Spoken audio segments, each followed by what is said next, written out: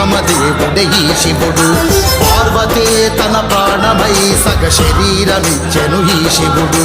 కైలాసమునే వదిలేసి హిమగిరులను నువ్వు దాటేసి అమర్నాథులో కనిపించి కాశీలో పాపము త్రుంచి వేములవాడలో వెలసిన తండ్రి హర హర మహదేవా, హర హర మహదేవా. గంగను భువికై దించిన జంగమ దేవుడే ఈ శివుడు. పార్వతే తన ప్రాణమై సగ శరీరమిచ్చెను ఈ శివుడు.